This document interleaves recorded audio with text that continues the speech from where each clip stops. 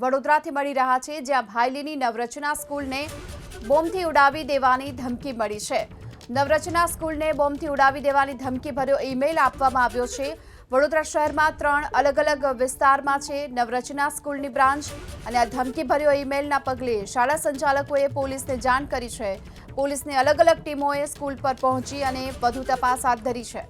સમા વિસ્તારમાં આવેલી નવરચના સ્કૂલમાં પોલીસે ચેકિંગ કર્યું, જો કે આ પોલીસ તપાસ દરમિયાન હજુ સુધી કોઈ વાંધાજનક વસ્તુ નથી મળી।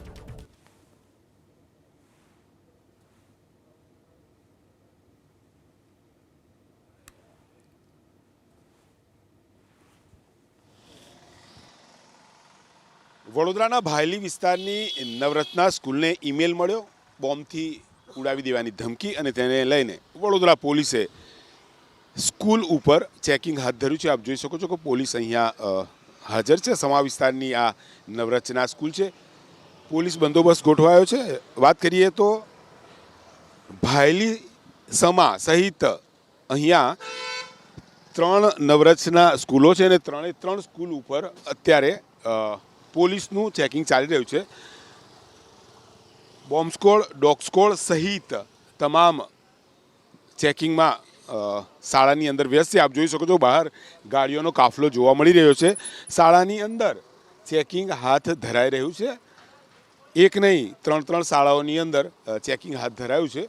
સાથે અહીંયા તેમની ખાનગી સિક્યુરિટી ગાર્ડ પણ આપ જોવા મળી રહ્યા છે। શાળાની અંદર બાળકો પણ આવ્યા છે, તેમને સુરક્ષિત બેસાડી દેવામાં આવ્યા છે।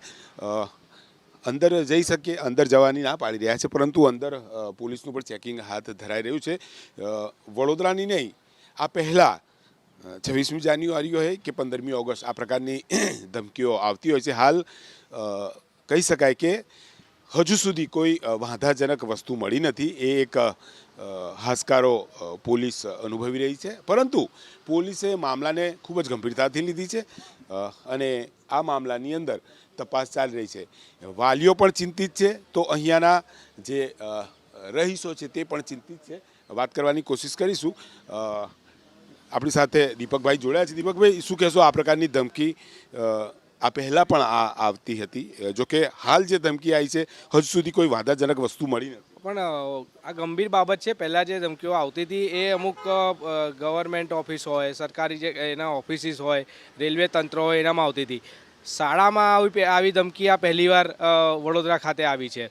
પણ સૌપ્રથમ તો જે શાળાના જે મેનેજમેન્ટ છે એમને આપણે આભાર માનવો જોઈએ કે જેવો એમને મેલ મળ્યો એવું જ એમને તાત્કાલિક ધોરણે એક્શન લીધી, ને આજે વાલીઓ અહીંયા નથી આવ્યા, છોકરાઓ નથી આવ્યા, ને તો જો પછી આવું ખબર પડત તો કંઈ અલગ જ સિનારીઓ અહીંયા સર્જાત। પણ આ શાળાએ આભાર કે ખૂબ સરસ કામગીરી કરી। પણ દુઃખ સાથે એવું કહેવું પડે છે મારે કે વડોદરાના જે જિલ્લા શિક્ષણ અધિકારી ડીઓ કહેવાય એ હજુ પણ નિંદ્રામાં છે। એમને ખબર જ નથી કે શું થયું છે। જ્યારે પૂછવામાં આવ્યું, એમને વાત કરવામાં આવી તો કે છે હવે અમને કોઈ મેસેજ આવ્યો નથી। હવે વિચાર કરો કે આવા ગંભીર, આવી આટલી પ્રતિષ્ઠિત પદ પર બેઠેલા આવી ગંભીર બાબત બાળકો માટે, તે છતાં પણ જિલ્લા શિક્ષણ અધિકારીને ખબર નથી, તો આ ખૂબ જ ગંભીર બાબત કહેવાય। ગંભીર બાબત કહેવાય ને। વડોદરાની અંદર નવરચના સ્કૂલ ભાયલી વિસ્તારમાં છે, ત્યાં ઈમેલ આવ્યો અને તાત્કાલિક ધોરણે પોલીસને જાણકારી આપી। તેની 3 શાળાઓ છે, સમા વિસ્તારમાં પણ 2 શાળાઓ છે। તમામ જગ્યાએ પોલીસે ચેકિંગ હાથ ધર્યું છે। ડોગ સ્ક્વોડે ચેકિંગ કર્યું, બોમ્બ ડિસ્પોઝલ સ્ક્વોડે ચેકિંગ હાથ ધર્યું, પરંતુ તો નવરચના સ્કૂલ કે જેને બોમ્બથી ઉડાવી દેવાની ધમકી મળી છે, આ અંગેનો ઈમેલ કરવામાં આવ્યો છે, અને આ સાથે જ જો કે પોલીસ અત્યારે પહોંચી છે, અહીં તપાસ કરવામાં આવી રહી છે। સારી વાત એ રહી છે કે અહીંથી કોઈ હાલમાં વાંધાજનક વસ્તુ નથી મળી રહી।